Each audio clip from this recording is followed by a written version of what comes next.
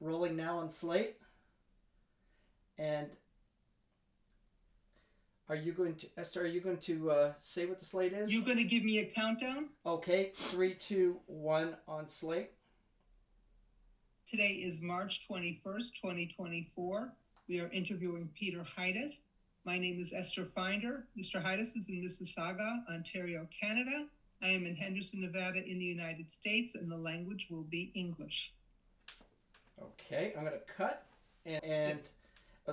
You just keep looking at her. And 3, 2, 1. Thank you for speaking with us today. What is your name, sir, and can you please spell it? My name is Peter Haitis. It's spelled Hidas. And what was your name at birth? It was Peter Heksch. Heksch. Where were you born? I was born in Hungary, in a small town called Balasagyarmat. Would you like me to spell it? Certainly. Balasagyarmat.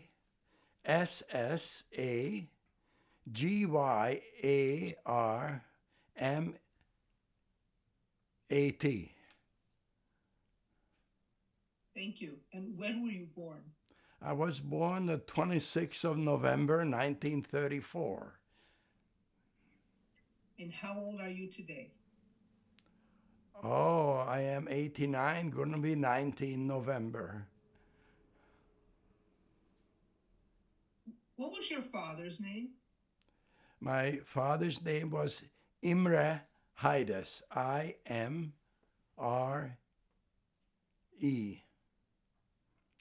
Haitis, born Heksch, of course. We changed our name in 1949.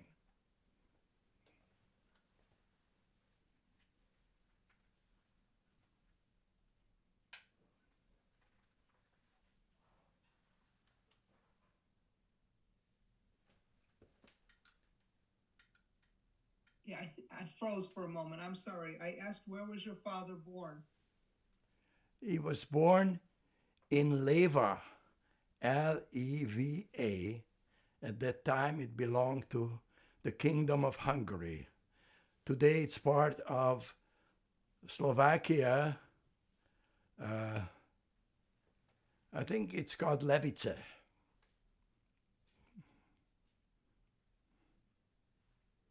And what work did he do? He was mainly in sales, but he's a retail merchant for many years. And what was your mother's name? My mother's name was Irene Zacher, or Sacher in English, spelled Sacher.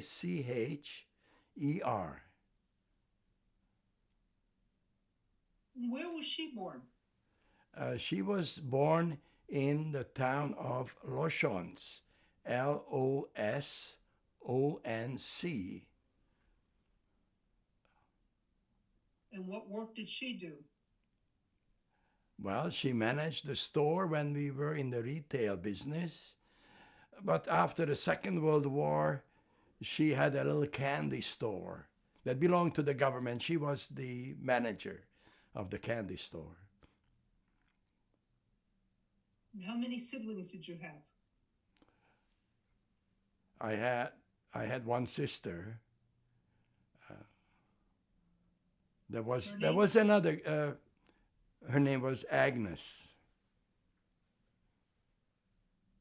There was another child, but she died very early. That was between my sister and me, and I was kind of an afterthought. What can you tell us about your hometown? Where I was born or where I live now? Your hometown where you were born.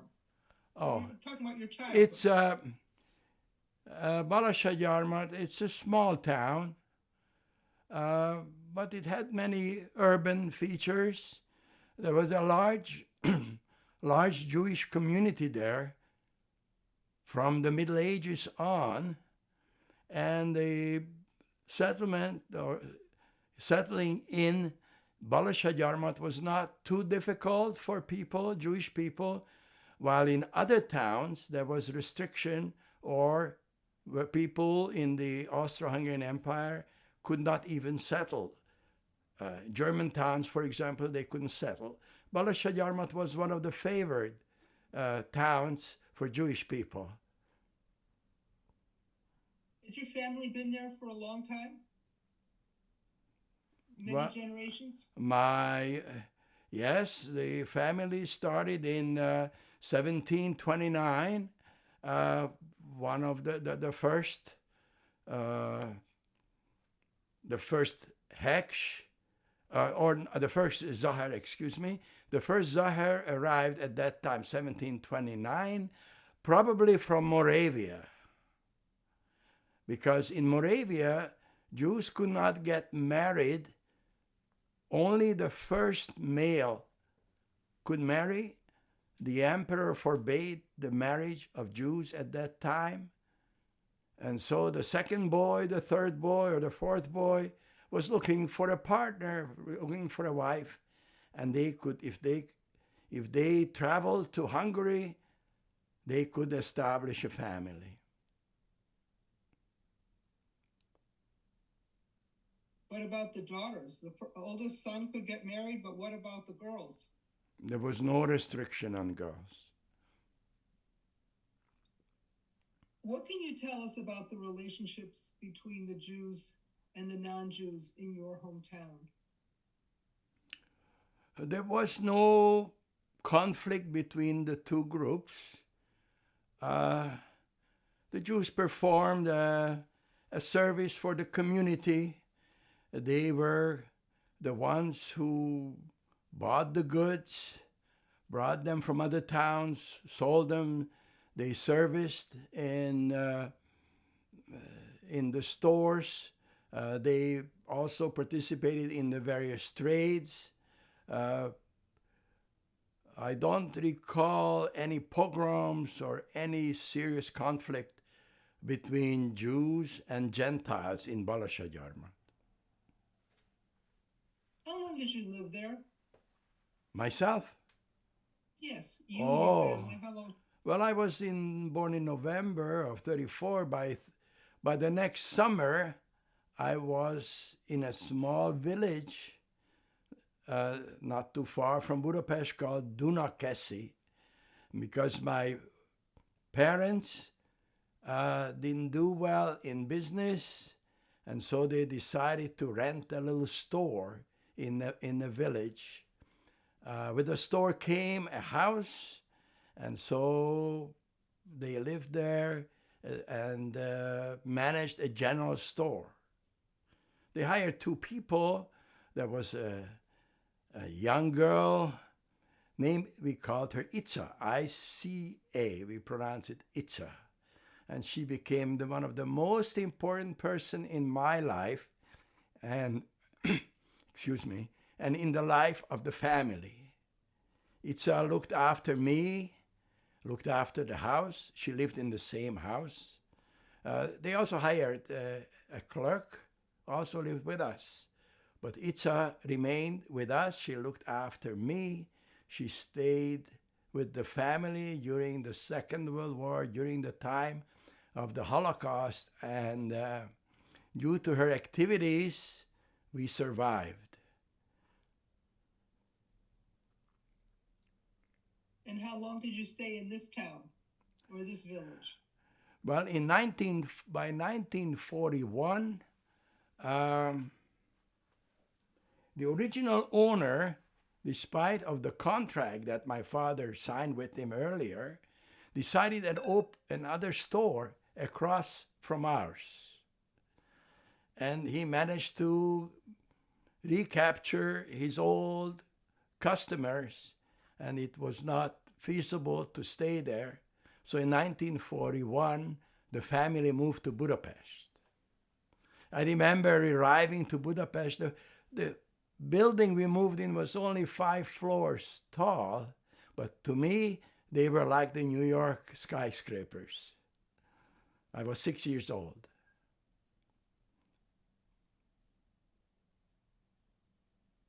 What religious traditions did your family observe when you were growing up? Well, we were Jewish. So what We traditions practiced the holidays. We went to the synagogue on the high holidays. The family was not very religious, not orthodox. I went in the village to the nursery of the Catholic nuns, because there were no as far as I know, there were no Jewish schools, and they looked after me. I learned their prayers, and I prayed during the high holidays at my grandmother's synagogue in Loshons. Did you have a favorite holiday? And if so, why? Did you have a favorite holiday as a kid? I don't remember having a favorite holidays. I didn't like it that I had to stay upstairs with the women in the synagogue because I was too young to be downstairs. I didn't like that, but otherwise I didn't mind. I didn't have to fast on the high holidays because I was too young.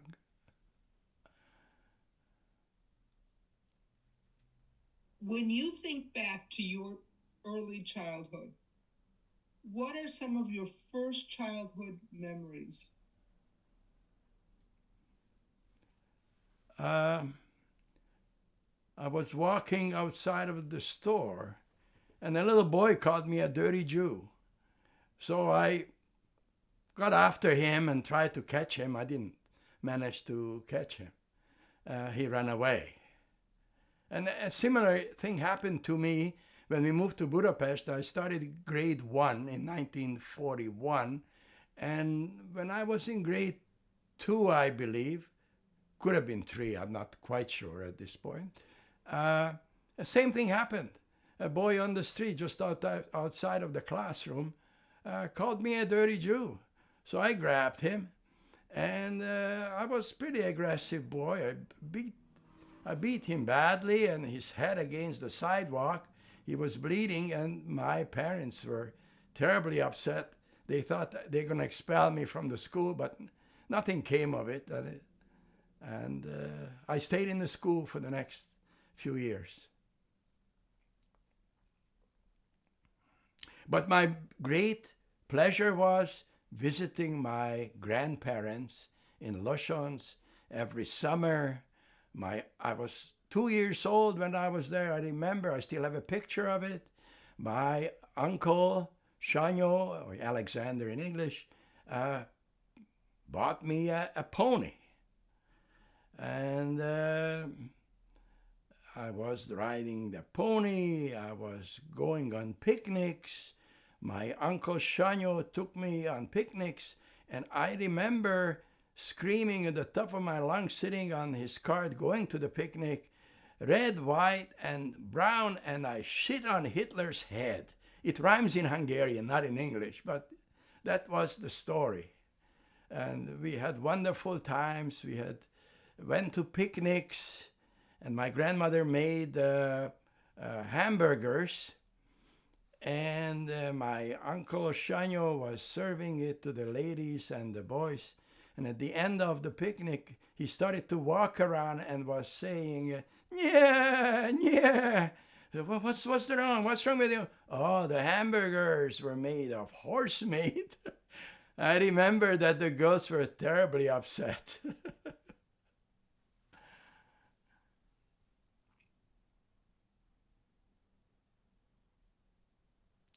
I cannot hear you. I realize you were young at the time. But in the early 1940s, Yes. what did you know about what the Nazis were doing to the Jews in other parts of Europe?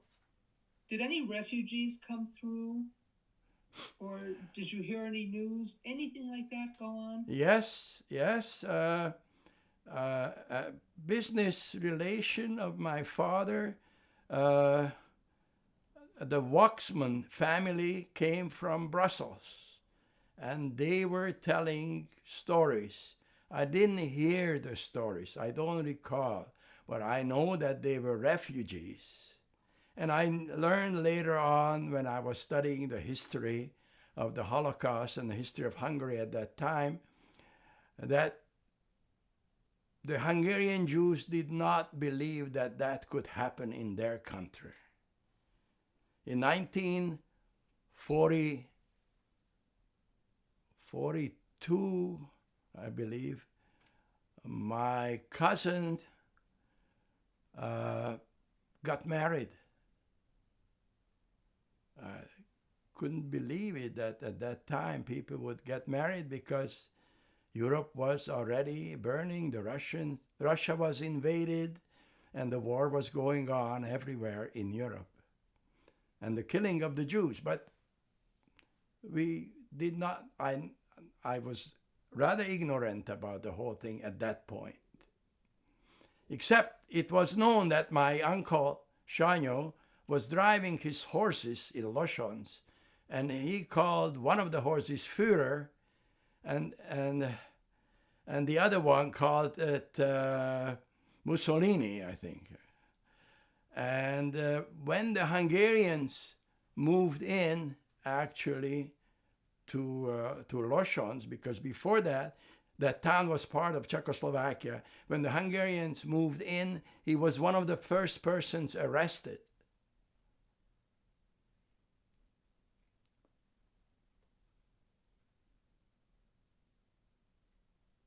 I cannot hear you.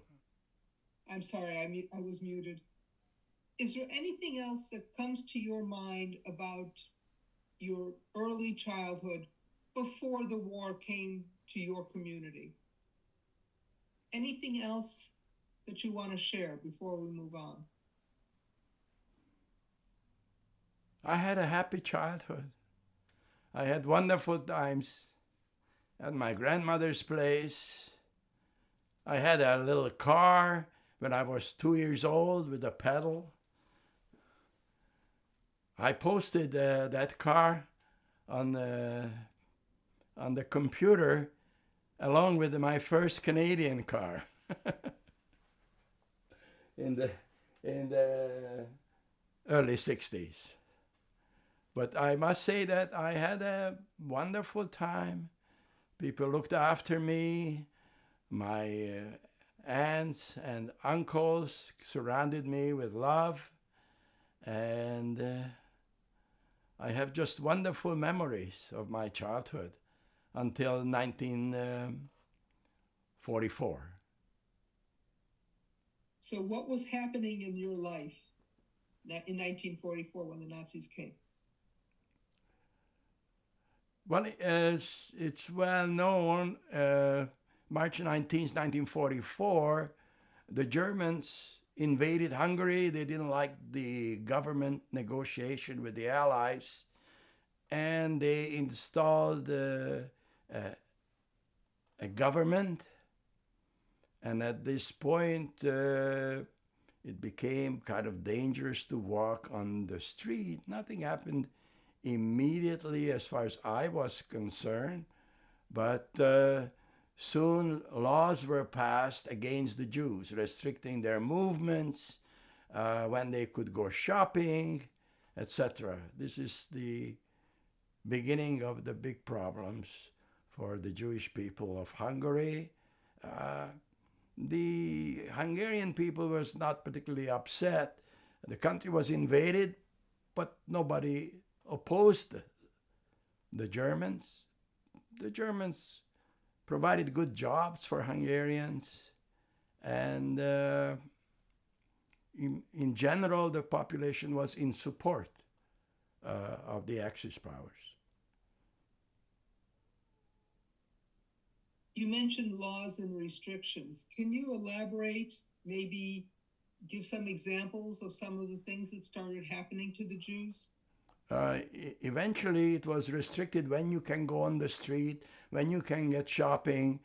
You had to hand in your radios. It was well, this is about it, but it was coming very slowly. For a long time, we could move fairly well. My uncle was arrested and taken into prison just outside of Budapest, but my grandmother was able to travel down. She had some good connections, and she managed to get him out, at least at the beginning. He was able to return to Losons, and later on he was arrested again. So when they decided on the deportation of the Jews of Hungary, he was already again rearrested and ended up in an internment camp. Now, as the restrictions increased in Budapest, we were not particularly offended or we did not fear for our lives. I still went to school every day. There was no problem. But by when came late April, May, the government, together with Eichmann, who arrived with fewer than 200 people to help him to solve the Jewish question. But of course, a couple of hundred people could not handle 800,000 people. And so they needed the cooperation of the Hungarian government, which was quite willing to do anything within their power. The gendarmerie was very enthusiastic. The various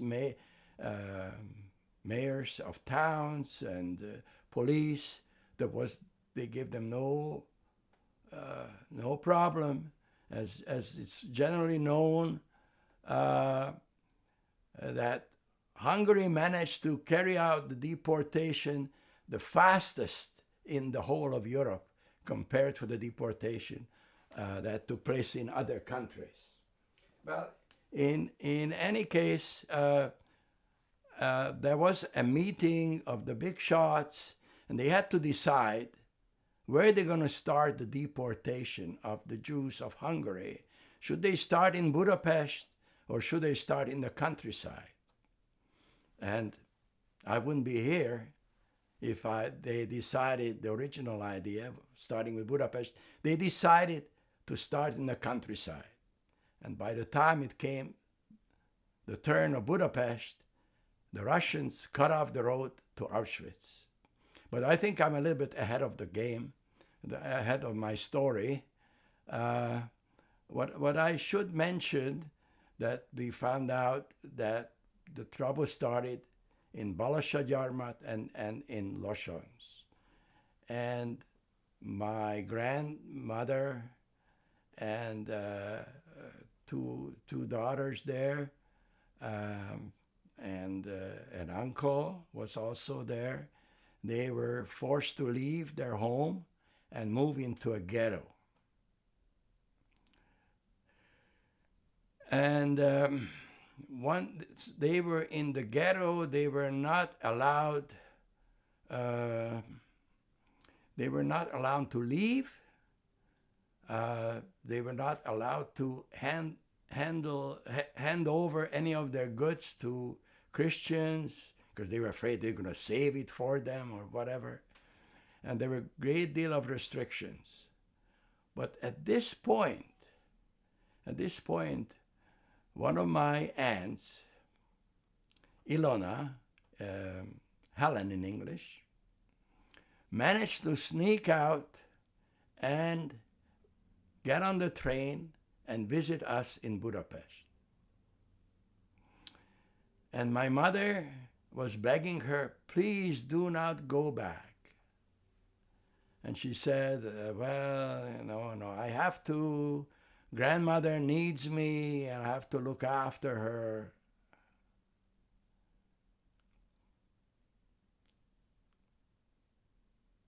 So she went back.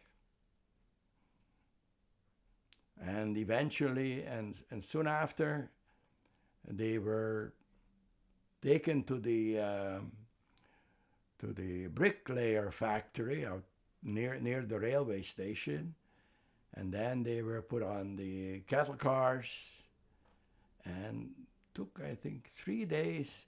My grandmother was 83 years old at the time, and she survived the trip miraculously. She was a strong lady.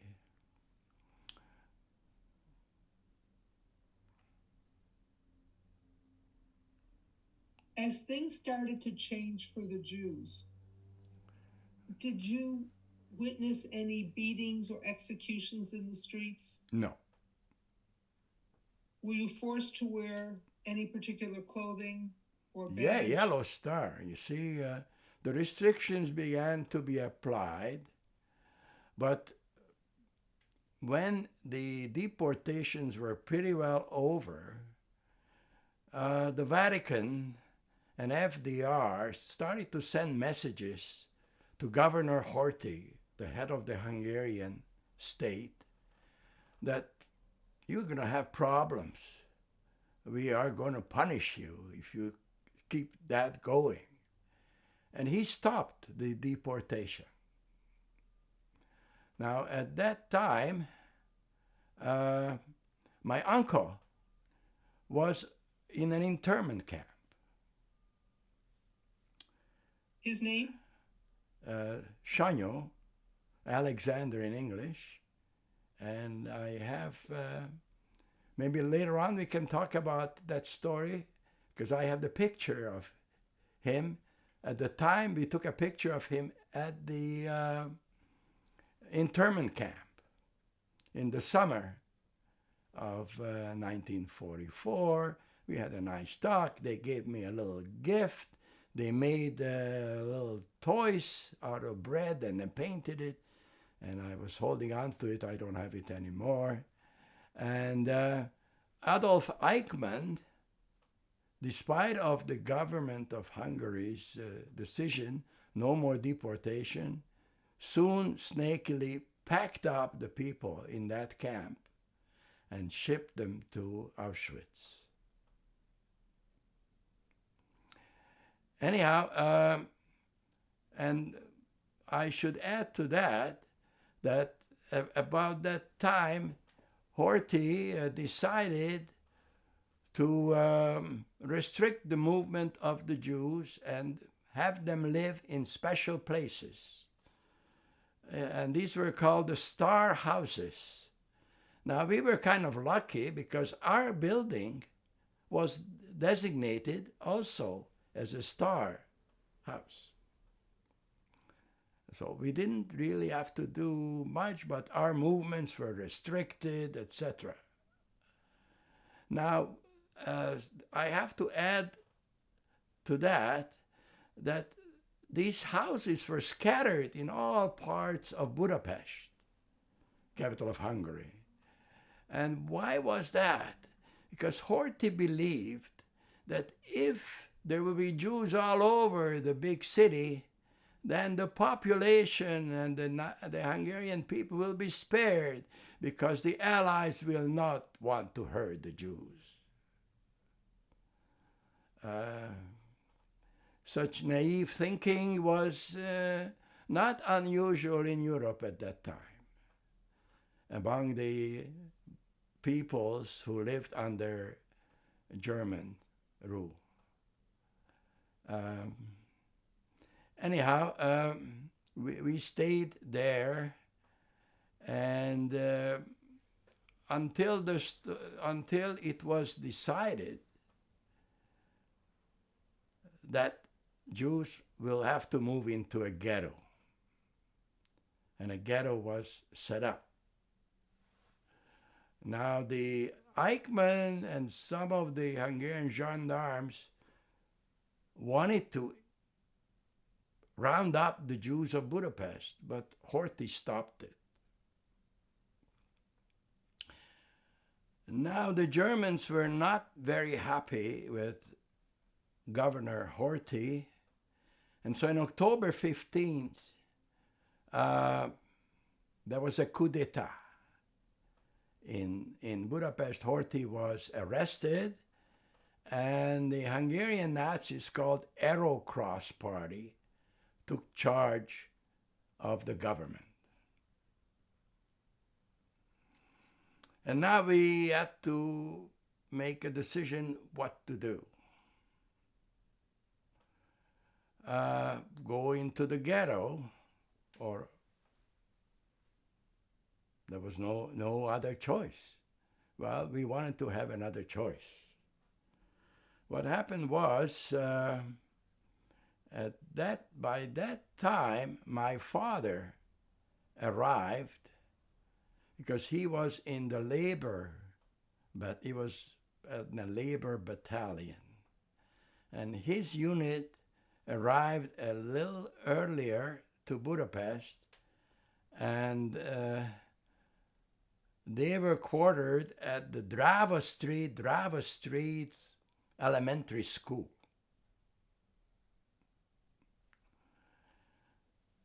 And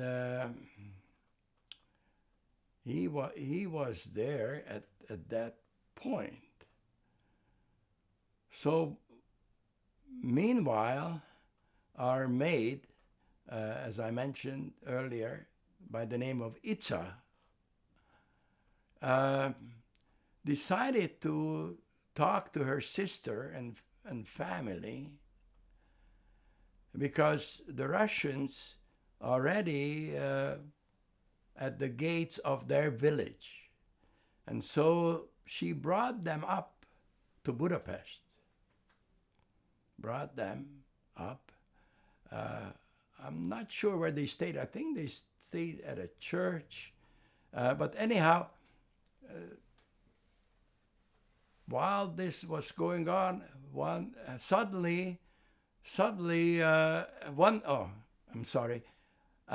day I was out in the park near the Danube playing soccer with my friends. And when I got home, the apartment was empty. I didn't know what to do. Where is mother? Where is my sister? Well, what actually happened was the Aerocross boys came. They took my mother and my sister to march them to the northern part of Budapest, Old Buda bricklayer, brick factory. And it was decided to round up the Jews there and march them to Vienna. Not to Vienna, to Austria. They were planning later on, such marches were called death marches because they were supposed to walk. It's a long distance between Austria and Budapest. So they were there at that point. Meanwhile, I was scared. I didn't know what to do, but I knew that my dad was at the Drava Street. So I walked over there and stayed for a few days. And meanwhile, Itza came home, sister came home, but mother were spending nights at the brick factory. And so one day, a car arrived and said he came to pick up foreign citizens. They don't belong this place. Well, this man happened to be called Raoul Wallenberg. And my mother and my sister were sitting in the yard there. And there was an announcement that all the people got Swedish papers. Please come to the front because this Swedish diplomat will take care of them. And my sister said to my mom, and I know this story from a lady who came, her sister, my sister's old classmate, she was with them, and she told me the story in Canada later on. In any case, my sister 16 years old, said to mother, "Come on, let's go, Mom. Let's go. Let's go see this guy." My mother says, "What on earth are you talking about? We don't have any Swedish papers." So my sister says, "Who gives a shit? Let's go. It doesn't matter. We'll go anyhow." And they went. They talked their way. Somehow, I don't know exactly how it happened, but they walked to a Swedish house near the Danube. And they settled in there with another 20 or 25 people. And they were there, and I was with Father. And Itza was in the apartment. Now, while they were there, well, they were worried that maybe I'll be shipped with the soldiers to Germany. So my sister went down to the Drava school to pick me up. She picked me up, took me to the Swedish place. So there I slept under the table because there was no other place to sleep. However, the news came that the Germans soon going to set up a table outside of the building to check everybody's paper. We had no papers. So we had to do something. And we decided to leave. And we left the place and went to an old business acquaintance of my father.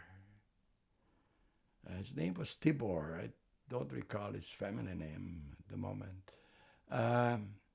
He says, "Well, you can't stay here," he told us, "because we're having a party and people will be suspicious." But I said, "Okay, well, you can stay for the night. You stay at the back room and you make sure you're very, very quiet because we are partying at the front. We don't want to find out anything." Anyhow, they were very apologetic. Next morning, they brought us the leftover from the party to eat. But then we had to leave again.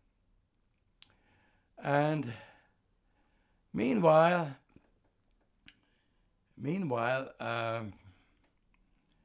while this was going on, my father decided that he had enough and he didn't want to go to Germany. And so he bribed the sergeant, told him, "You take me to that hospital." He says, "Okay." So he took him to the Jewish hospital. They wouldn't accept him. And then, so they went to another Jewish place. I think it was for the blind and the deaf. Wouldn't accept him either. So finally, he was accepted in the next building, which was a senior home. And there were already people hiding in the cellar, and he was accepted. So the sergeant dropped him and went back to the other soldiers.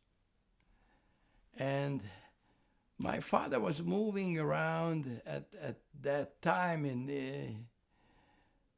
Meanwhile, we were wandering on the street. And we went to another place. There was a distant relative who had a shoe and boot factory working for the SS. And we went and knocked on the door that says we would like to stay. I said, "No, you can't stay here. You know, we are full up." Actually, my cousin was there, but for a lifetime I hated him because he kicked us out.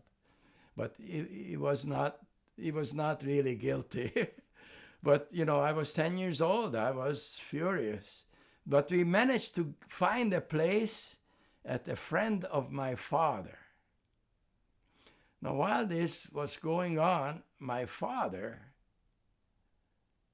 went out and got in touch with somebody who was selling Swiss papers.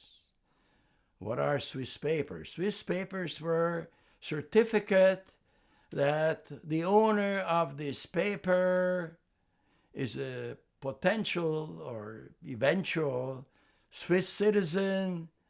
After the war, he or she should go to Switzerland, but meanwhile, the owner of the paper is under the protection of the Swiss state. So he got the paper, phoned Itza. Itza came, got the paper. We got the paper. We moved into a Swiss house just about 4 blocks away from our home. So now we were there happily with a Swiss paper, and I had a little incident. One day I went to see it. I wanted to see it, so I don't know why. I hated the yellow star, and so I walked without the yellow star. And then a young fellow, my classmate in the elementary school, saw me, started to scream at me. Hey, Peter, you're supposed to wear a yellow star. What are you doing, running around? So I got scared, you know. And by the way, that young fellow, just as a footnote, eventually joined the communist police, the secret police. And he was one of the guys who later on, when the communists were purging their own ranks, was looking after the first communist mayor of Budapest. I read it in his, Zoltán Vas was the name of the mayor. That's just a second thing. At the reunion of the high school boys, I never brought it up for him. He was just a kid. Anyhow, I ran back home to the Swiss house. So we were there. Now, I didn't mention that when we were in the Swiss house, my sister made the acquaintance of a policeman, and who felt sorry for her and let her go. She didn't have a yellow star on. And so we were in that Swiss house. One day, I was not fully aware of things. Meanwhile, I developed myself a little business. For the people under Swiss protection wanted to send letters to their relatives, but they were afraid to go on the street.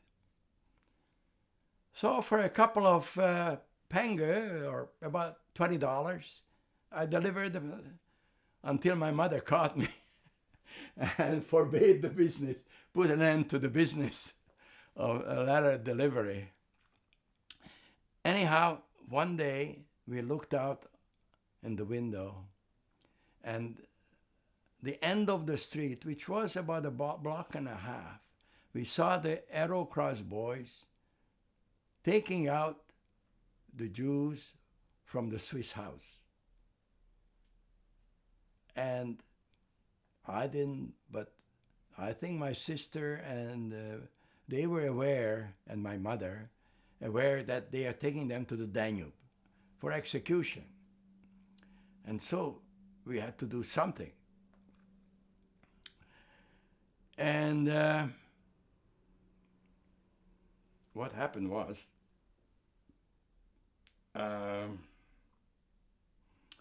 my sister went home secretly to Itza, was in the house.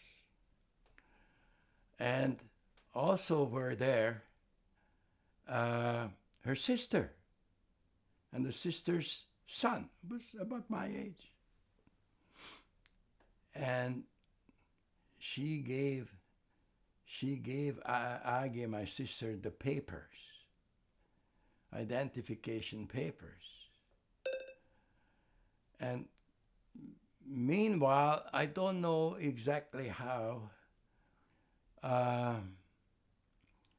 my sister met the policeman again and said to policeman, well, what am I to do? I said, we got these papers of refugees. We are refugees. We got the... Says, no problem, he said, the policeman said to my sister, 16-year-old sister, we'll go to the refugee board and we'll get some papers. We'll get a place to stay and we'll get coupons for food. But I don't think you should bring your little brother, it's just too obvious. And says, maybe we should take him to the Red Cross, at least for a while.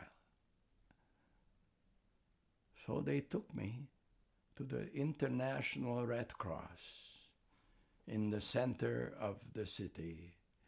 I remember the name of the street, Nagyfavaros utca.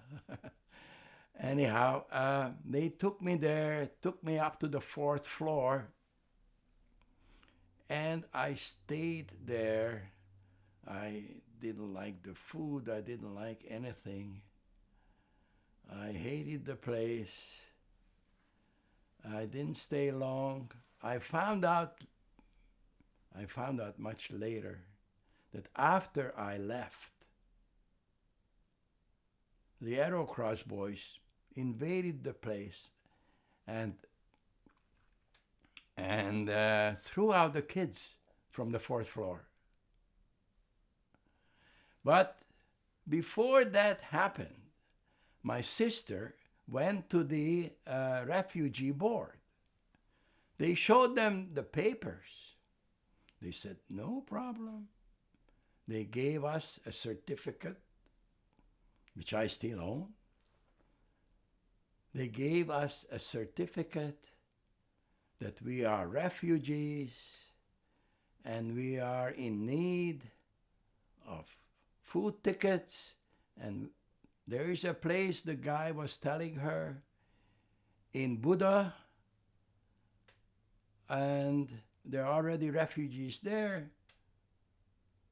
So my sister went, got all the papers, all the proper papers, went to pick up my mother, and then took my mother up to that refugee place. But then she decided to come and get me. But then the policeman was not with her anymore. I don't know what the motives of that policeman was, but my sister was a beautiful girl, 16 years old.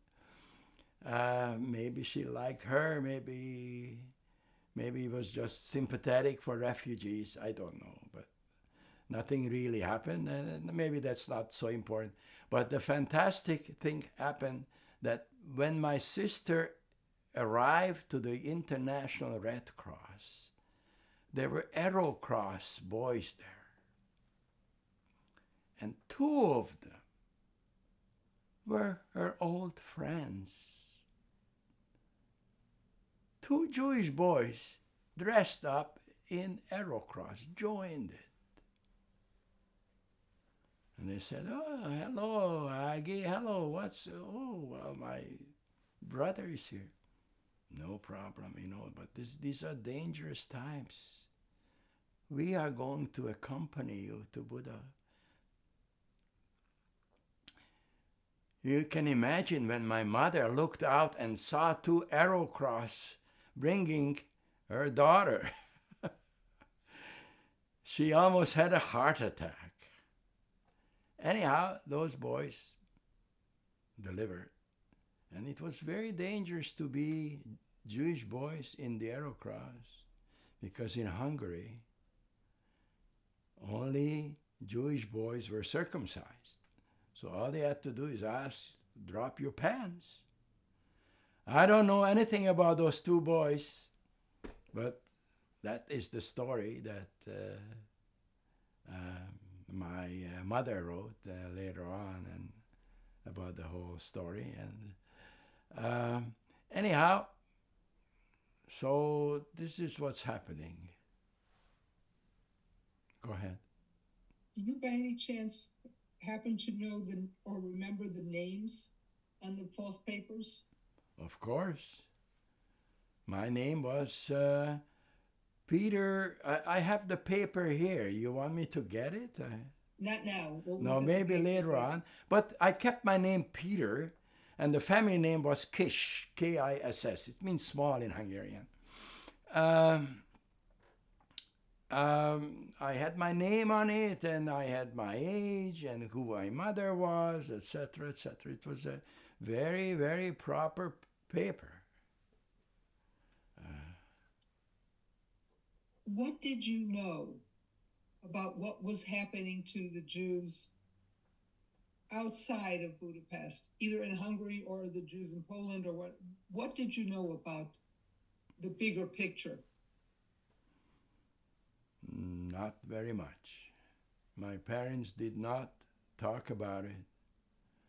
The Jews of Hungary were so naive, they believed whatever happened. They knew because they knew, but I don't believe I knew very much. I can tell you because at one point I was a bit naive in a certain way until a little later on when things happened.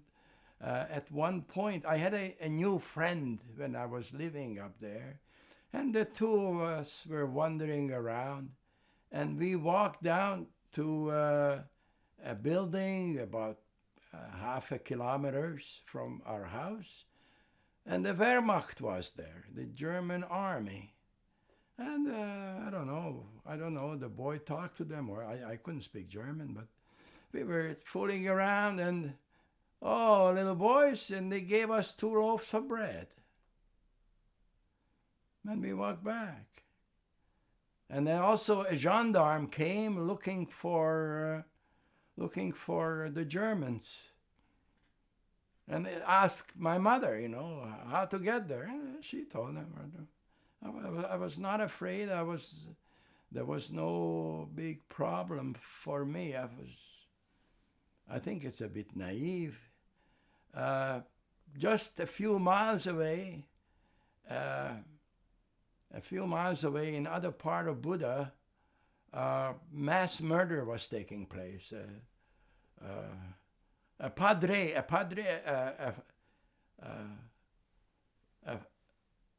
Catholic priest was leading the killing, and just very close to the Russians already. They were nearby. They were still killing. Yeah. Can you elaborate on what was happening? Well, they found Jews there hiding in different places. I don't know the details at this point.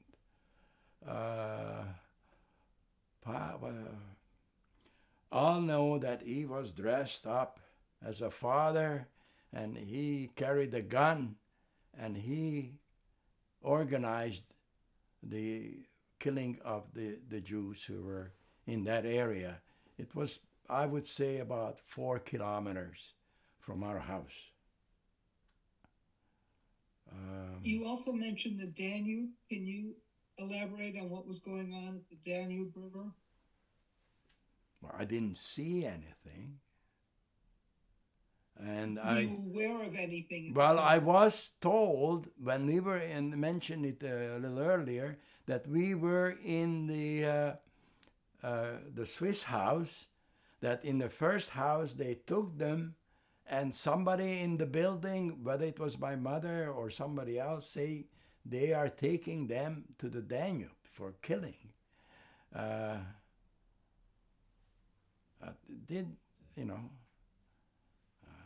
was afraid, but I was not seeing anything like that. I didn't see any killing myself, You didn't see any destruction, any executions or anything during the war? No. No. Can you tell us how much you understood about the progress of the war from your position in Budapest? How much did you know what was going on militarily? Well, the siege of Budapest began in mid-December, and the Germans decided to fight, and they decided to defend the castle. The castle had very deep cellars, and the castle is a very rocky area, so if anyone would bomb the castle, it would not penetrate. The bombs would not penetrate. Anyhow, they were defending the castle. And on the Buda side, the army was most advanced where we were. And so we heard the attack started just a few days before Christmas, and a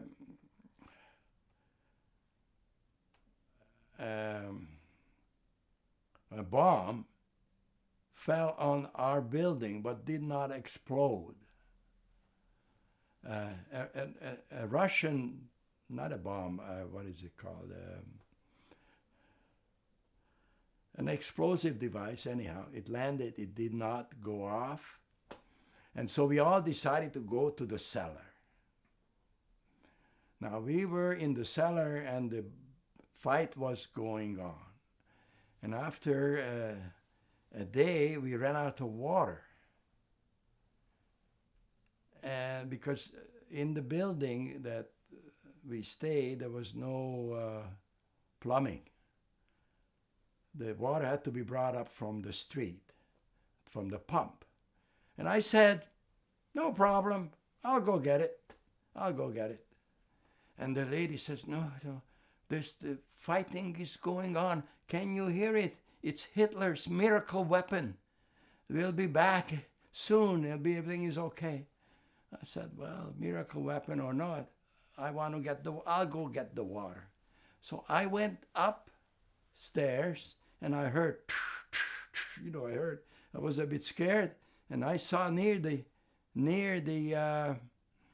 pump on the street, a guy kind of sitting position. He was all in white and he had a gun. And he was a Russian soldier. And I stopped, I froze. I was scared like anything.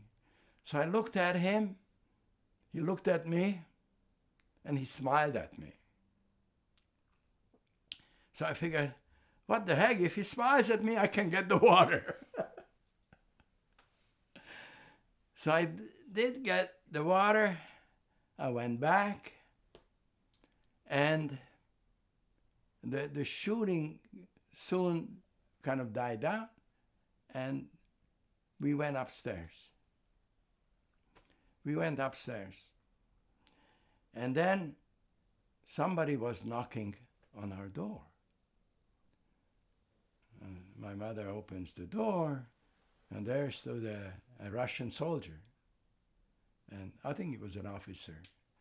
And my mother gave him a hug, kissed him, and she grew up in Slovakia, and she could speak Slovak, and she knew some Russian because during the First World War, a Russian soldier worked for the family, and so she learned Russian. And she welcomed him, and he came in and gave me chocolate, and we were liberated. We were liberated. That was the beginning of a new adventure, and my mother decided to work for the Russians as an interpreter and an assistant. And well, this is another story, just what was happening, because we had no food, and I decided to look for food. I was wandering around. I was always wandering all my life. And I went and I met a Russian soldier. And I saw in somebody's backyard a rabbit. I said to the Russian, "Poof, poof, poof, poof." He took his gun out, shot the rabbit, went to get it and gave it to me. And my mother made a wonderful rabbit stew for dinner. That was the first and the last time I ate rabbit.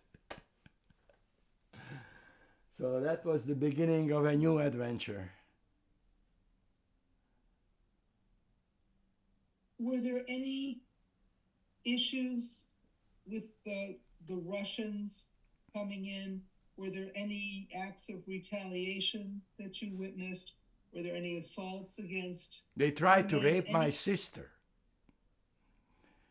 I was standing there with my sister, and an old Russian soldier grabbed her, and there was a cellar there, took her down, but my sister took off her watch and gave it to the Russian. Watch was a very valuable thing for Russians. And very, very quickly she came up, so I knew there was no problem. Everything was okay. And then it was decided my sister went down the road and she went to a nunnery. There was a Catholic place there. And she asked protection. And they put her up there in a place with other girls. And on the door it was written, "Typhus, do not enter," in Russian, in Hungarian, and in German. She stayed there for 2 weeks. Yeah. And so she was protected. And then the end of the story was that at one point the siege of the castle was, the Russians told us that, I don't know whether it's true or not, but they told us that they sent a radio message on a German radio to the defenders of the castle, that we are here in a small village just outside. Break out and join us. And apparently the Hungarians and the Germans broke out. But they were all massacred by the Russians, you know. And so when this was all over, Mother and I started to go home.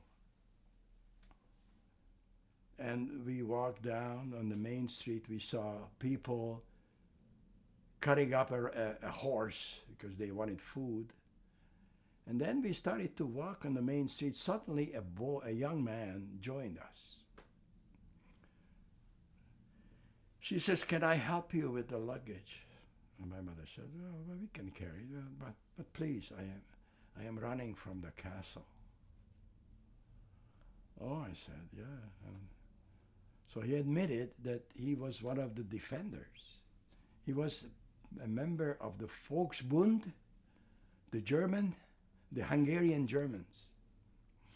And I was a bit bloodthirsty. I said to Mother, call the Russian, shoot the bastard, call the Russian."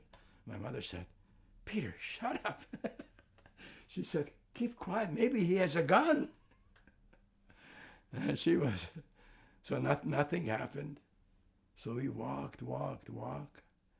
And at the northern part, city, we walked through the ice. Half of the Danube was frozen. And on the other side, there was water. But the Russians had a boat and they took us. We walked home. My father was there. Vanitsa was there. And soon my sister arrived. So end of my Holocaust story.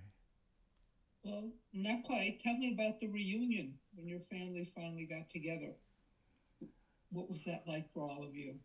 I have no idea. What did your father tell you about what happened? Oh, well, he received food when he was telling us horror stories what the Germans were doing in the neighborhoods, shooting people, killing people. And they managed to survive. And Itza was regularly going to visit him, bringing food. And Itza had a boyfriend who was an Aerocross Nazi.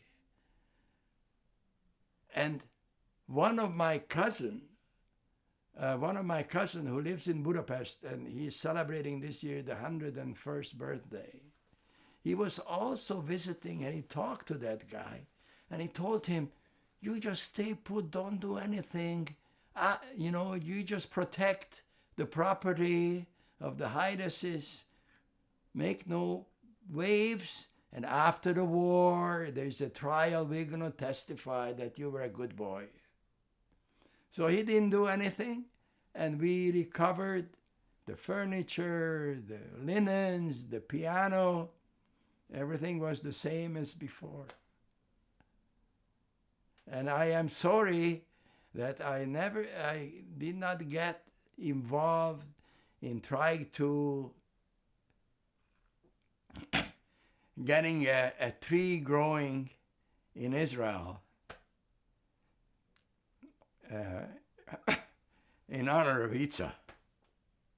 But maybe I can still do it. You mean righteous among the nations? Yes. What was the state of everybody's health in your family at the end of the war? Everybody was fine. Nobody, I don't know, didn't lose any weight. But the interesting thing is that my mother, she was born in 1905. So she was, 39 years old, and she was paralyzed. And everything was done my 16-year-old sister. She organized the policemen, she got the Aerocross, she got the papers done properly. The sister picked me up at the school to bring me to the Swedish house. It's amazing. Amazing. Yeah. And we came, and we believed that we were liberated. The Hungarian people did not consider it a liberation. They consider it occupation.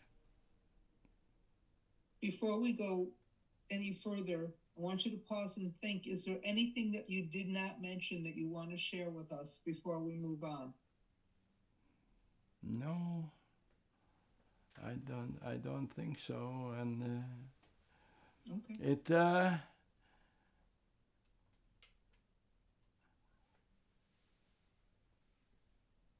Okay, steps to rebuild your life. What did your family do next? My family? How did you rebuild your lives after the war? Oh, after the war? Well, there was a few months left. I went back to school and completed grade 4. The last time I got straight A's. That was the last time. I didn't get straight A's after in high school, but at that time I did very well. Went back to school, and we were hoping that the new government and the communists will protect people and protect the Jews. There will be no more problems. But just in case, in 1949 we changed our name. Why did we change our name from Hecht to Haides? So we are not easily identified as Jews. If 2 centuries did not convert people away from anti-Semitism, why would anything change now? We had to trust the communists who would not allow pogroms or anything like it. And all the fairy tales we heard in the school, this internationalism, everybody's going to be happy, everybody is going to be looked after, it's going to be a paradise that's going to be built by the communists. And that lasted till 1953, and things began to change for me. Well, speak about those interim years before things began to change for you. What was it like living under the Soviet regime? Well, I was a kid. I was a teenager. My main concern was school, chasing the girls, and despite of all the difficulties, there were serious problems. They would not accept me to university in 53 because my father was a merchant. And when the Communist Party and the Social Democratic Party forcefully united, my dad foolishly mentioned, when they asked him, what were you doing in 1945? He said, well, I was afraid to go out because people were here and there rounded up. Malinki robot, which means a little work in Russian language, malinki robot. They rounded up people and they took them to Russia for a few years. And so, because he said something terrible about the liberating army, the Red Army, he was instantly kicked out from the party. And because I was a third-class citizen, you know, first class in a communist country, first class, the son of an industrial worker. Second best, the child of a farmer or a peasant. Third, somebody who worked for the government maybe or whatever. And if you were the son of an industrialist or an aristocrat or whatsoever, not allowed to the university. So it was difficult, but things began to change very quickly in 53. And by 1956, I was carrying a gun. I participated in a revolution, in my eyes, for a better, a freer country. It was not for the expulsion of my old friends, to get rid of Stalinism. We were dreaming, some of us kids were dreaming of a socialist, an honor, and a healthy socialist country, not a Stalinist. And so I fought for them until it was over, and then I came around here. Before I have you leaving, I want to know what was going on from 1953 to 1956 that made you pick up a gun. Can you elaborate, please? Well, in 1953, Imre Nagy became the prime minister, and the Stalinist leader of Hungary was pushed into the background. And there was more freedom. The newspapers were telling more honestly what is happening in the countryside. And the literary paper was published, and every week we were running to get the new paper. We felt much freer and freer all the time. And freedom was coming, and we were not afraid of the police anymore, that they are going to do something. And eventually the Stalinist leaders were removed, and I was working as a law student in a factory, and there were a youth movement where people were telling the real problems of the country, etc. And I went to a Communist Party meeting where somebody reported about this meeting. And I stood up. I said, what you are saying is a lie. Nobody was saying these things. These were honorable people who want to make Hungary a better place to live. And so, but you see, this revolution that came about was mainly in Budapest and some of the cities. The countryside remained very quiet. There was no shooting or anything like that. And so there were two streams what was going on. Those who wanted to have a just socialist country, not a Stalinist country. And there were others wanted to have the old system back. They wanted to have a country which was Hungarian, so more nationalistic. Was there any anti-Semitism under the Soviets? Well, this is debatable. Under the Soviets? Yeah, during the Or yeah. during the revolution? until- I don't understand the question. During that time period, after the war. to No, when you the fled. communists would not allow pogroms. They was not allowed to call someone a dirty Jew or anything like that. It was restricted. There was nothing like that. But of course, it was problematic because the leader of the Communist Party was Matthias Rákosi. He was Jewish and was born a Jew. Then the minister of construction was Jewish. The minister of culture was Jewish. Although they didn't consider themselves Jewish, but the Hungarian people knew, and they considered them Jewish.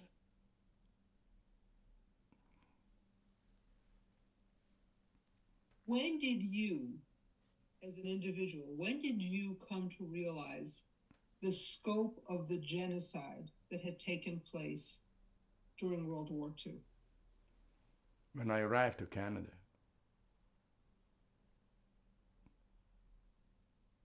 Well, I knew something.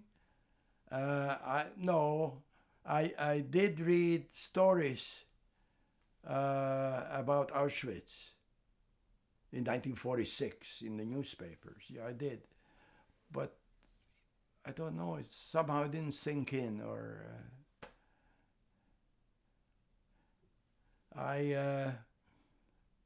Judaism was not something important to me after my bar mitzvah, but I did have my bar mitzvah.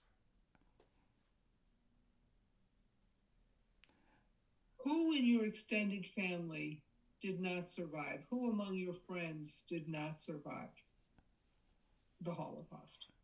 Oh, well, many, all three of my grandparents, of course, many of my uncles and aunts, everybody in the countryside, except a few who were in the labor battalion. And a few of my friends in Budapest, but I was not sure. I did not follow it up. Some of my friends were taken to the Danube. But somehow, as a teenage life, I was not preoccupied with, of the Holocaust. I just remember the nice times in Losons. What kind of education were you getting at this time? You said your teenage years. Well, I completed my elementary school. I went to a special school, one of the best schools in my area. It's 8 years of high school. I went. And a few years, not such a long time ago, we had the 70th reunion of our high school graduation of 1953. And some of the people alive from that class, but only the ones who left for the West.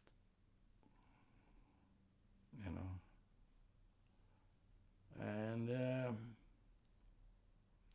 but we didn't believe. We did not believe that anti-Semitism disappeared because of the communists, because of the liberation. Proof, we change our name. Why would we change our name? Because of protection. And I have to admit to you, when I was doing research about the Hungarian Revolution of 1956 and the emigration of Hungarians to Canada, 38,000 in 1956-57.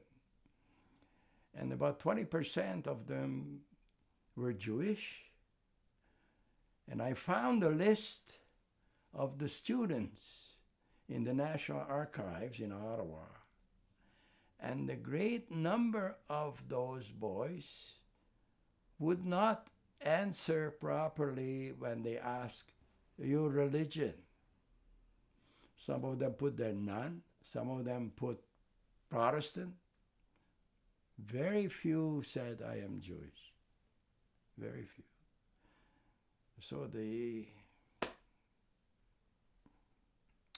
I got a philosophy at that time which only changed for my old age. And that philosophy of life that 2,000 years was enough. And I don't think we should continue this. Continue what? Being Jewish. And today, one of my grandchild is considering joining a Jewish community, and he is married to a lovely Protestant Canadian girl, and both of them are considering that. And my daughter, etc., she's also feel very much Jewish, Canadian, Hungarian. She thinks she's a mix. But they're all very sensitive on the topic. And it's interesting, and my gang, okay, that gang that I told you that survived, for old age, we are returning to our roots. We are returning to our tribe. Not necessarily religion, to our tribe. And whatever is happening nowadays, maybe I was right in 1957. I don't know. Let's go back to 1956, 1957. Okay. But before we leave Europe, Yes. you want to stop and take a drink? Did you want to stop and take a drink? No, I'm fine. Okay. Is there anything else you want to share with us about your life under communist rule? Before we move on, is there anything that you haven't talked about that you'd like to add?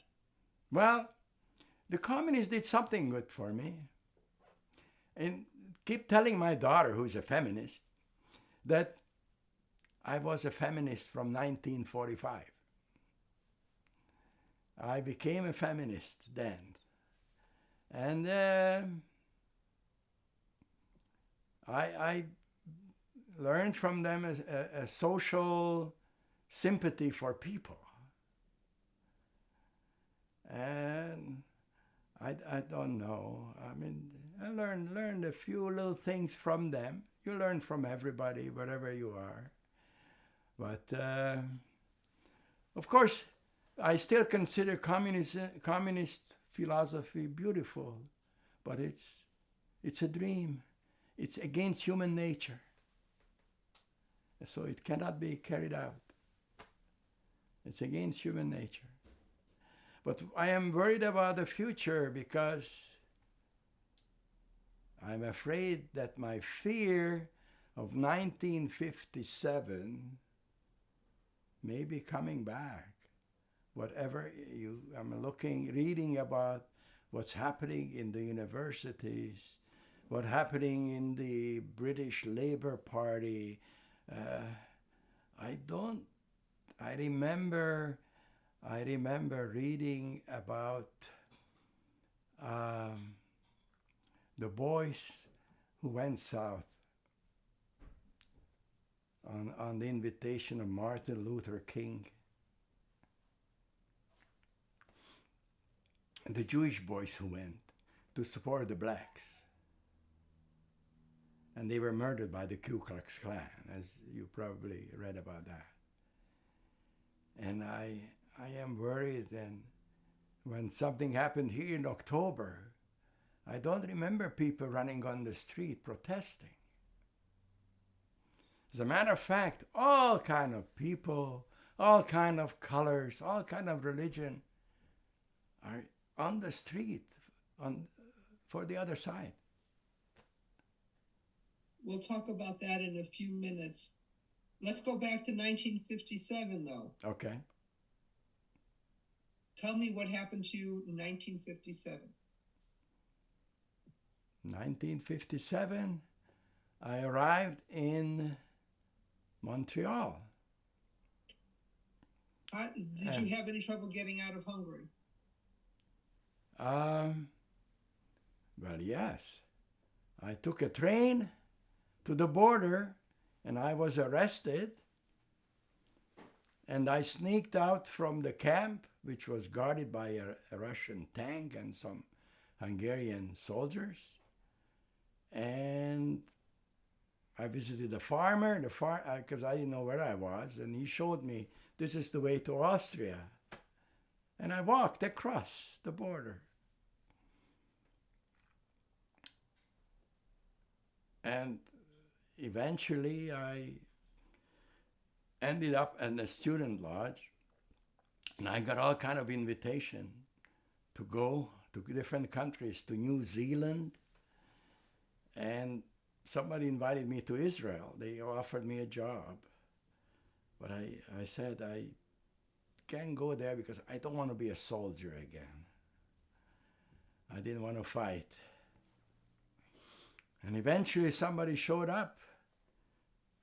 Who wants to go to Canada? And I said, I was playing bridge in the student residence. Said, put my name on the list. I want to go to Canada. All I knew about Canada was the St. Lawrence River. And in high school, I learned about Stephen Leacock, a great Canadian humorist. So I thought this is a great place, and most of all, there is no draft in that country.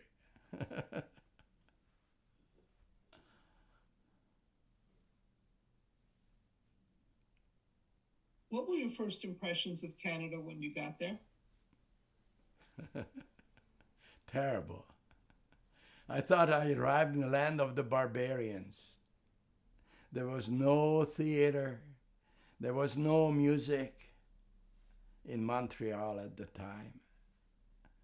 And my initial impression, but I went to the store and I was amazed. All the goods, all the food, all the merchandise, I was very much impressed.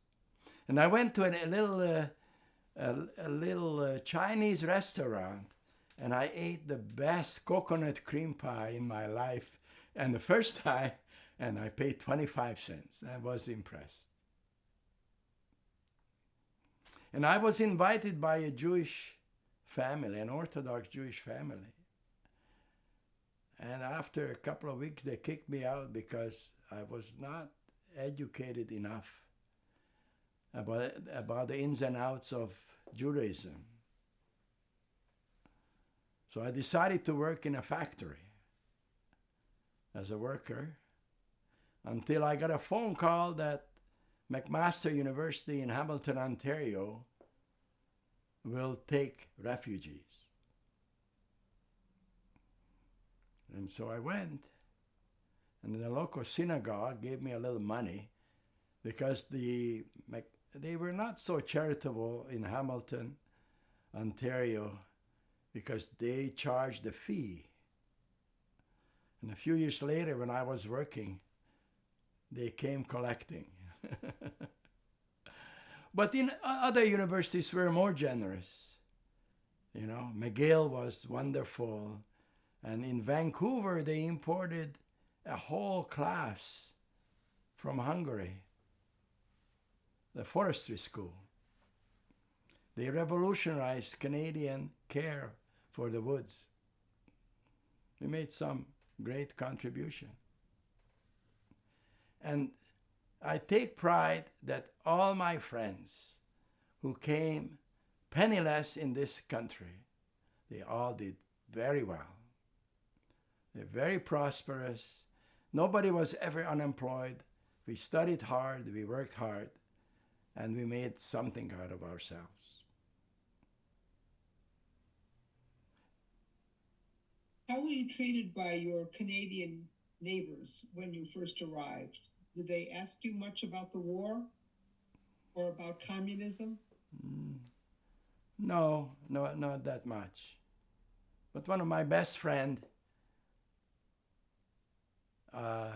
after 65 years in Canada, one of my best friend, my ping pong partner, still consider me a bloody immigrant, you know.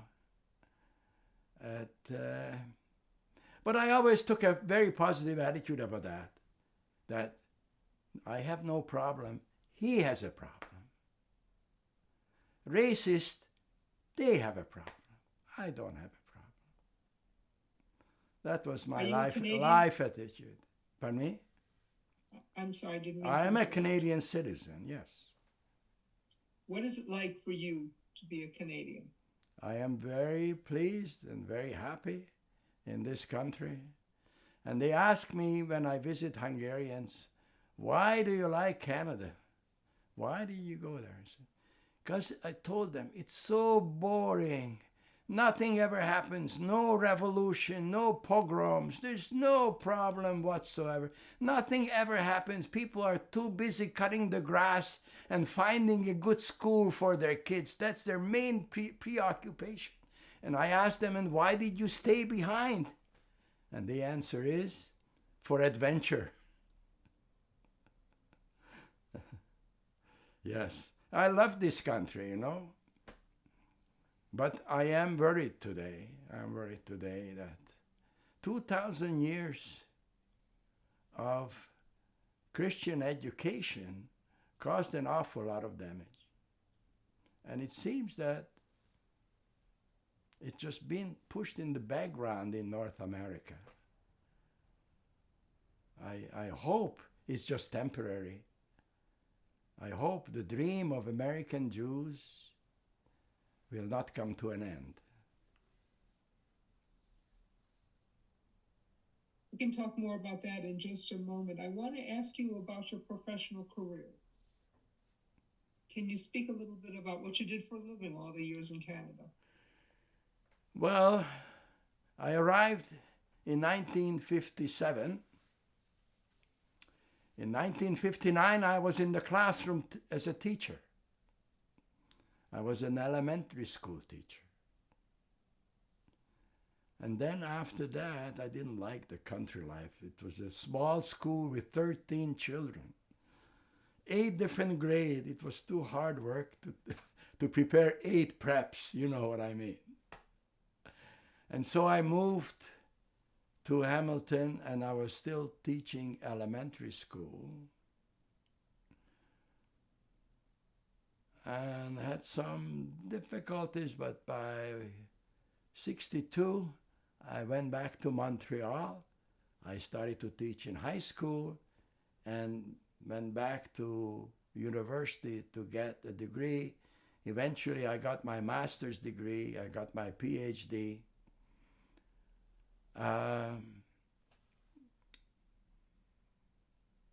Well, in 1969, I was one of the founder of a CEGEP in Montreal, a junior college. And I stayed there for many years. And part-time, I worked as a professor at McGill, Concordia, and different places. And published many articles, published them in Scotland, in Hungary, in the United States, Holland, different places. I'm not a famous historian, but a small-time historian. I had a wonderful time in this country, a wonderful time. And there's a new life for me. It's a new self-image is being created for my old age. You said you've done some writing. Yes. Have you written about your family history? I am doing it now. It's almost finished.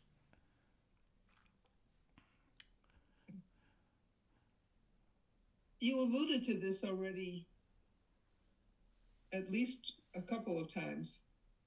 Has your view of Judaism or your Jewish identity changed in the course of your life? You gave us some snippets, but could you give us like a progression in one fluid explanation? Dana, before the Second World War, as a kid, I was considering myself a Jewish kid. I went to the synagogue and called names. I was fighting and this and that. And then in 1945, my father came home from the labor camp and said, if God allowed my innocent parents to be murdered, then there is no God. But that didn't last very long. Eventually, they talked me into preparing for my bar mitzvah. But I told them, I'm not much of a believer anymore, but I did it for them. And after that, I lost interest in religion, except history. I was always interested in history of many religions and different things. And I told you what I was thinking in 1957, that it was enough. And the Western world is not going to change. That's what I believed in. It's interesting that my partner today is from the Far East. And she asked me one day, well, what is this Jewishness? I had no clue, The West, there's no end. In the East, I mean. The Chinese, the Japanese, the Vietnamese, It's a foreign concept. It doesn't mean that they are not racist. They're racist against each other. But, what was that Holocaust? People don't know. I mean, we heard something, I read it somewhere, but it is not a topic, there's no big interest. And so, I don't know. It is not Judaism that attracts me. It's just, but I am what I am. Nobody else. I belong there somehow. I'm still a Canadian. I'm Hungarian. I am a bit disturbed by it because I keep saying in Hungary, from 1729, my family tried to be good Hungarians. And I keep telling people, you are, and my students, it's not what you say you are, but what people think you are. You have to take that very much into consideration if you want to live a sensible life. The Hungarian Jews try to be Hungarians of the Israeli religion. They used to say that. And during the Holocaust, they kept saying, oh, but that couldn't possibly happen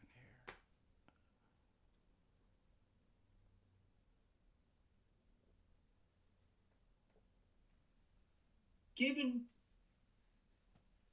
this, can you hear me? Yes? Okay, I was having some computer trouble here. Given your life experiences What are your thoughts about the situation with Ukraine today? In the Ukraine. I was very much in favor of the Ukrainians. The sad part is that I know too much of Ukrainian history. And my original reaction was, I don't trust the Ukrainians.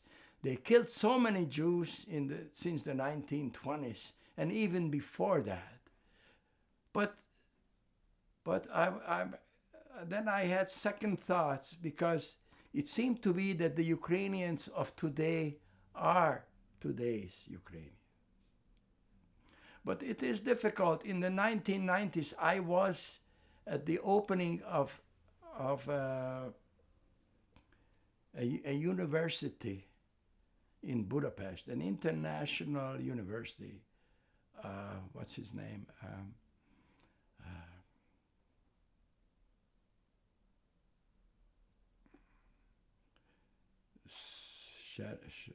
Soros, sorry, came back. When Mr. Soros opened a very liberal international university in Budapest. And I was there with an American professor. And it was a wonderful time. And after that, we went to a cafe. And a Ukrainian student joined us. And kind of a casual remark, he made an anti-Semitic notation. So I told him, this man, this Soros, is the one who is paying your fees and looking after your education. And you say these things, So anyhow, but I have to tell you, today I am a great admirer of the young Germans, because the young Germans are the only people in Europe who say, we were murderers, we were guilty, and we are not like the Hungarians or the Poles or the others who have a million excuses, and they always say, oh, it was done by the Germans. So I am hoping that the new generation of Ukrainians are in the same boat. They want to be Westerners. They want freedom. And it's too early to tell whether I'm right or wrong, but Putin's accusation that the Ukrainians are fascist, and when they have a Jewish prime minister and all that, it's kind of silly. But I think we should give the weapons, and we should send volunteers. If people want to fight, they should go. Because Putin is a very dangerous man. Another Stalin, just a smarter one. Trouble is that these dictators are very smart. Orban and Putin and, very, evil people, but they are smart. That's why they're so dangerous.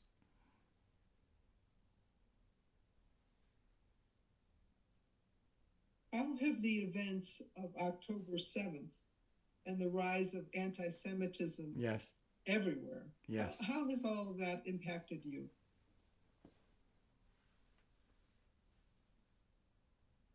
Maybe I was right in 57. Think it would have made a difference? Personally? Well, yeah, it made a difference what happened after. That nobody was on the street protesting. Nobody. Don't forget, during the war, there was a book. There was a Canadian diplomat who said, one is too many. One what, sir? And they welcomed... Wait. One what? You have to finish one the thought. Jew. Thank you. Well, I kind of understood that. And we find out today the war criminals from Estonia, Latvia, Germany, etc., they were taken very quickly after the war. Very quickly. Is there anything we have not discussed that you want to talk about? Any unfinished business from your life story? No. Before I ask my last question, is there anything else you want to share?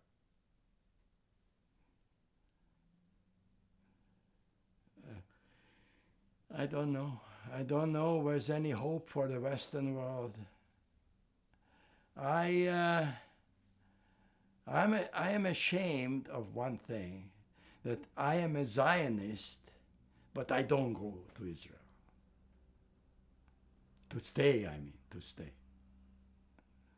I was there at a conference when the first Intifada started. And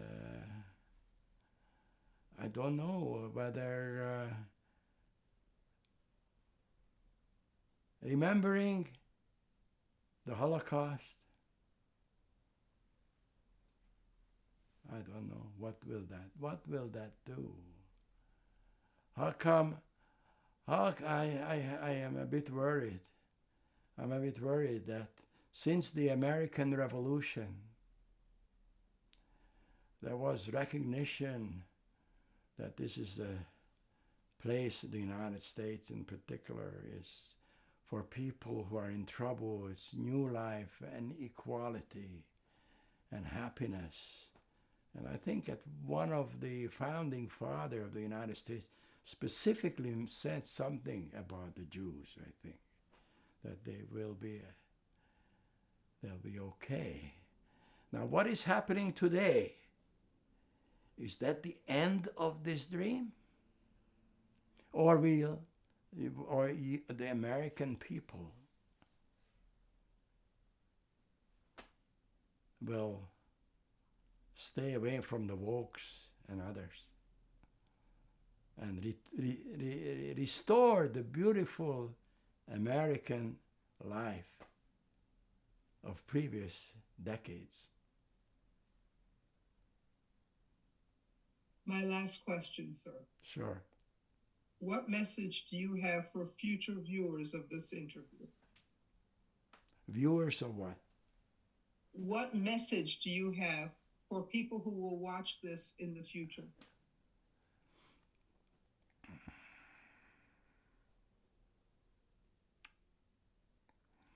Learn to be without hatred and forget about the people who belong to a religion which only exists on Friday, Saturday, and Sunday. But maybe if you live your life according to the Torah or according to the speech of Jesus from the mountain about human behavior, my girlfriend and I have a new religion, love and peace. 2 members. Thank you for speaking with us today. You're most welcome.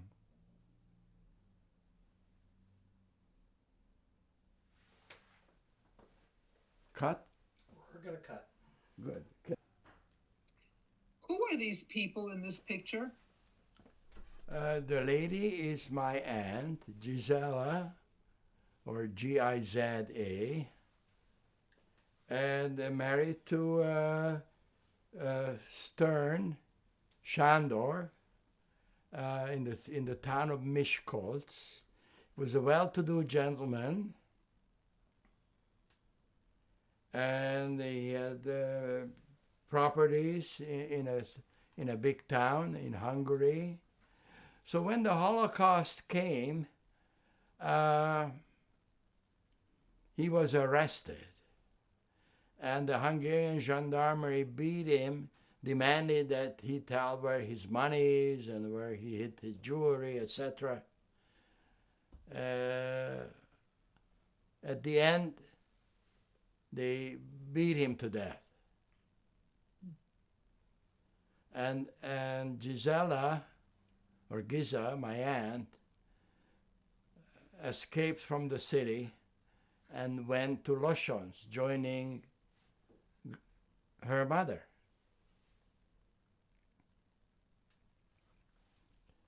And she was then deported to Auschwitz in June of 1944. Do you know when or where this photo was taken? No. It could have been taken either Miskolc or Losons, grandmother's place. It looks like around the 1940s, 40. Thank you.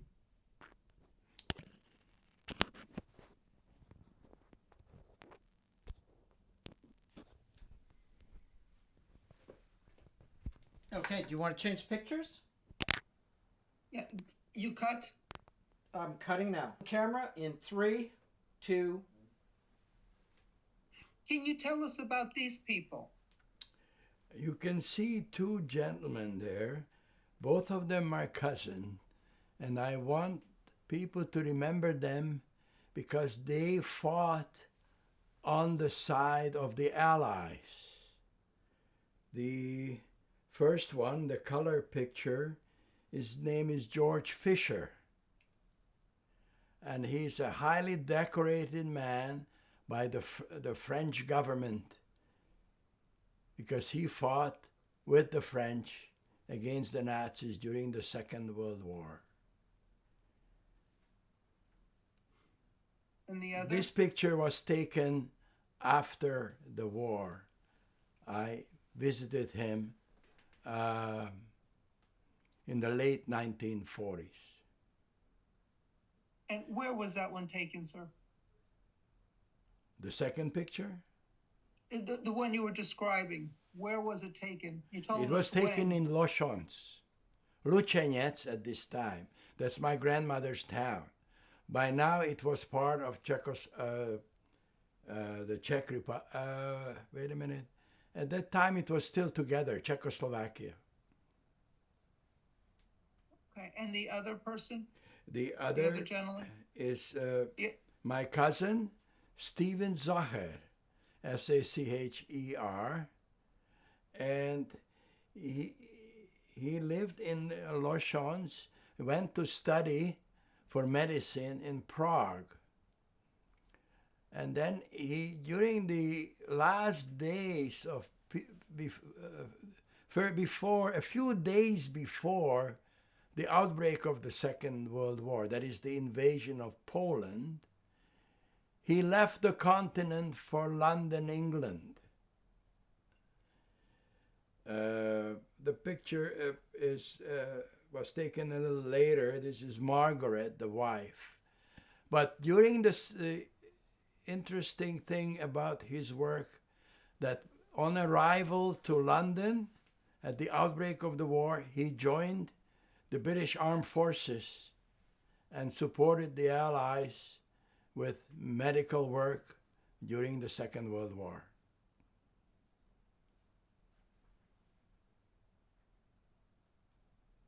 I think we should remember these people because during the Second World War, Jews did not always suffer. They also fought back.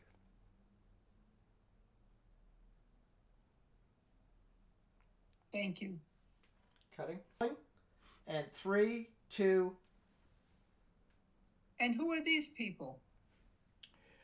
This picture is the picture of my uncle Shanyo Zacher in the internment camp in the summer of 1944. My mother and I visited my uncle just a few weeks before he was deported by Adolf Eichmann to Auschwitz. He's standing there with another person, a blind man. I don't know anything about him, but this is the last time I saw him alive. And do you know the name of the camp? Yes, it's called the Kistarcha. K-I-S-C-S. No, sorry. K-I-S-T-A-R-C-S-A.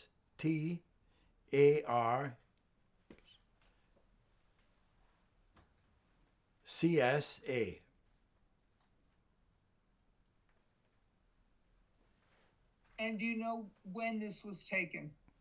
The summer of 1944, after the deportation, was suspended by Horthy.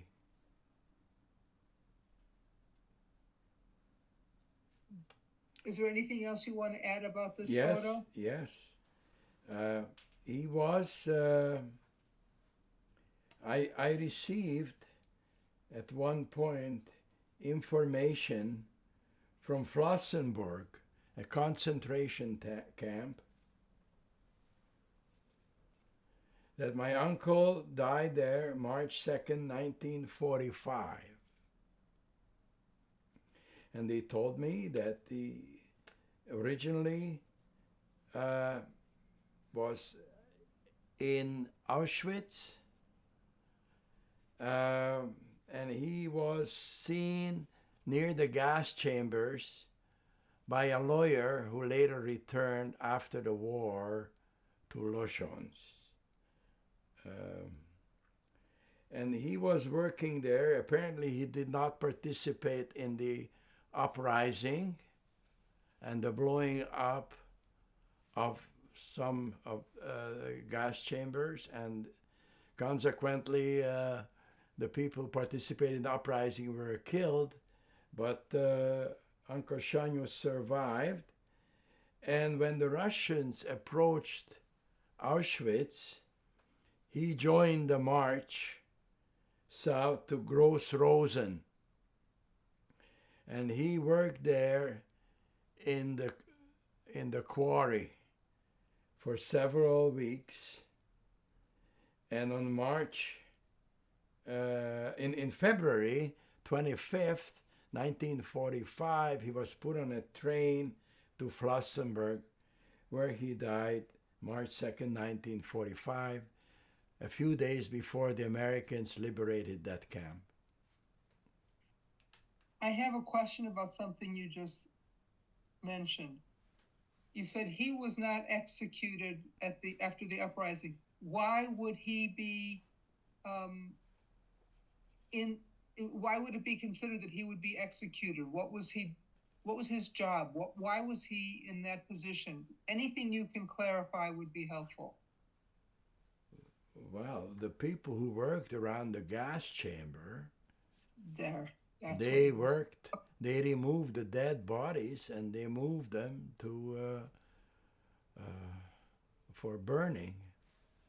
So he was a Sonderkommando. He was, as far as I know, what that lawyer who returned to Loschons after the war, that's what he said. He saw him working there. But That he makes either survived there or he moved over to the campsite. I don't know exactly what happened, but he was, when the Russians came very close to Auschwitz, there was a march. People who could walk moved to Gross Rosen, and he walked to Gross Rosen, to the mine, to the quarry, I mean.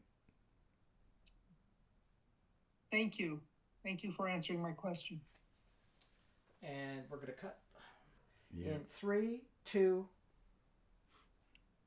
Tell us about this picture, please. This is the picture of my aunt, Ilona Zahar at her home in Loshons. The picture was probably taken in the early 1940s. That's her she's in her beautiful living room, and she's the lady who left the ghetto and visited my family, immediate family, my parents and I, in Budapest, and my mother begged her not to go back to the ghetto to certain death. But she insisted on returning and accompanying her mother, whatever her fate might become. Thank you. Cut it in 3, 2. Who are these people? In the center, it's Peter Hydas and my mother and my sister. When the war came to an end, there we are, free at last. Can you give us their full name for your mother and your sister? Agnes Hecksch, Irene Hecksch, and Peter Hydas, or Peter Hecksch at that time. And where was this taken and when? It was taken in the window, on the main floor window of our apartment, where we lived before the Holocaust and where we lived after the Holocaust.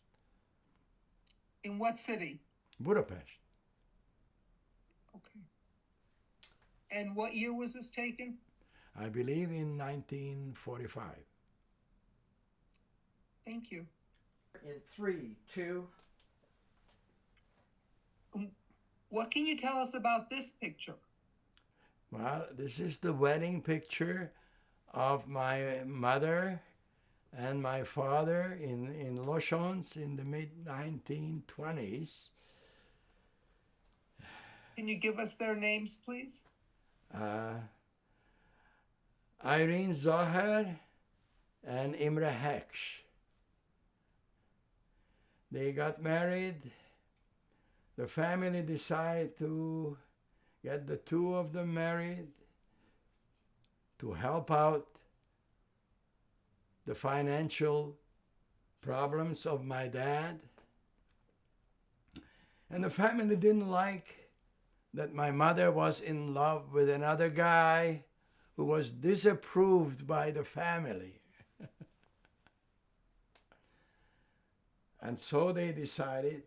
My father visited mother in Loshons, and he writes in his recollections that he fell in love with mother. And they got married, and using the money that came from my grandfather, tried to save my other grandfathers from bankruptcy. But my other grandfather was an easygoing fellow, and nothing could save him. As a result, they had to leave town after my sister was born and after I was born, and settled in a small village where they started a new life in a new business. Thank you. Cut. Rolling 3, 2. What can you tell us about this picture? This picture was taken in 1941 in the town of Miskolc at the wedding of my cousin Frank, Leslie Frank. He's not in the picture actually. The girl's name is Vera. And I believe that she's standing there with father. Sorry, I gotta get you by the microphone. Which one is your father, did you say? No, the girl's. Oh, with her father. Okay. Yeah, Vera's father, I believe. Okay.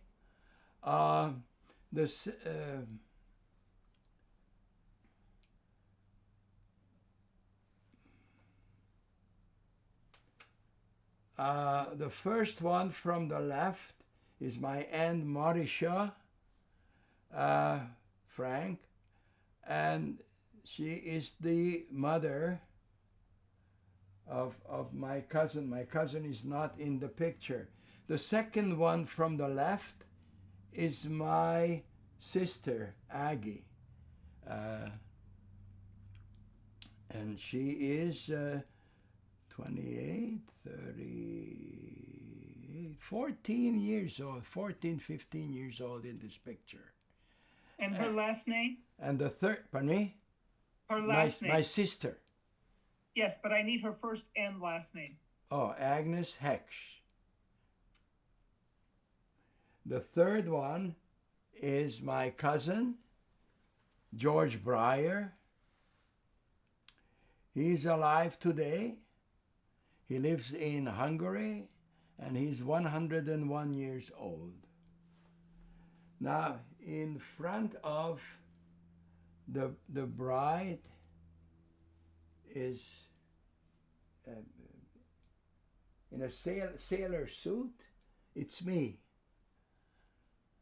Your name, sir? Peter You can't just Hecksch. say me. Yeah. Your name? I just said Peter Hecksch. Thank you. And Okay. anybody else you want to mention by name? Well, the bride's the second one from the right is called I remember the name, Magda Lustig. Magda Lustig. She survived the Holocaust, and I celebrated the survivor with her one day in when we returned to Budapest to our old apartment. Magda Lustig, and I don't see. I can't see. This is it. Again, what year was this taken? This was taken in 1941, August the 4th, 1941. In Hungary. In Miskolc, in the town of Miskolc, Miskolc. Thank you. Rolling 3, 2. Who is this? This is Mary, or Marika in Hungarian, their daughter. Who's there? Frank, What? 1 year before deported to Auschwitz. And It is, what? these last two pictures are shown as an example of hope against hope that the Hungarian Jews had, that the Holocaust will not touch them. They got married, they had babies, they thought they're going to make it. When and where was this picture taken? It was taken in Miskolc, in that town where Stern was beaten to death, and where the marriage took place, as I mentioned to you, in August the 4th. It's just before, a year or so before Auschwitz. But what year was this taken? I believe in 43. Was this also taken in Budapest? No, Oh, you said Miskolc. Miskolc. The same place where the wedding took place, where Mr. Stern was beaten. Thank you. Rolling 3, 2. Please tell us about this picture. This is a picture was taken in 1944. The one on the right is my father. It's in the labor battalion where father was working as a cook in 1944 just before he was transported back towards Budapest on a train. What happened was that the train was approaching a railway center called Szolnok, Szolnok. Did you get that? Yes. Szolnok. But a German train came behind them, and they were ordered to pull to the side. They did that, and the German train went into Szolnok before them. As soon as they arrived in Szolnok, the Allied airplanes arrived, and they bombed the city, they bombed the railway line, and killed most of those soldiers who were on the train. My father's train arrived a few hours later, and their job was to clean up the place. Soon they. Name? Pardon me. My father's full name is Imre Yes, Heksh, please. and he's on the right, showing his back. And do you know the name of the place where this was taken? I believe it was taken at a town near the Hungarian border, Des, D-E-S. Thank you. 3, 2. This is the documentation that proves that I am a refugee and I'm Christian. It identified, the title of it is Refugee Document. And on the top, in the middle of it, on the left, you see the name Peter. That's supposed to be me. And then the family name is Kish.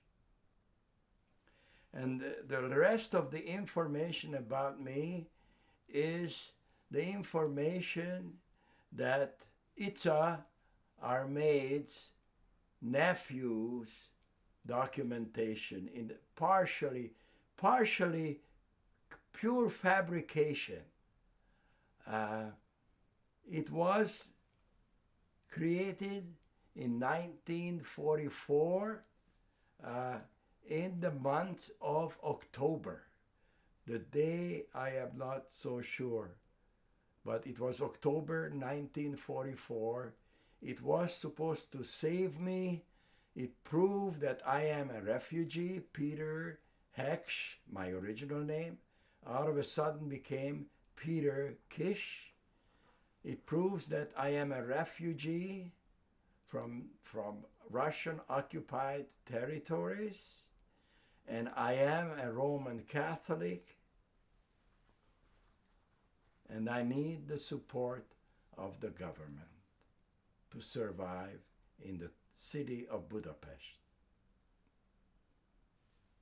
Thank you. In 3, 2. Can you please tell us what this is? This is a document which in German and in Hungarian, the Swiss, allegedly issued by the Swiss embassy in Budapest. It's called by the Swiss a Schutzpass. It means it's a letter of safety, and it is issued to Mrs. Irene Heksh, my mother, and it is named a collective safety letter. And it was supposed to save my mother and her family from deportation. I am not sure that the letter is original, that is, it issued by the Swiss. It is possible that it's a fabrication which my father bought for a gold watch while he was hiding in an old age home in the late fall of 1944. And your full name, sir? My full name is Peter Hecksch. Thank you very much. And this now concludes the interview. Very good.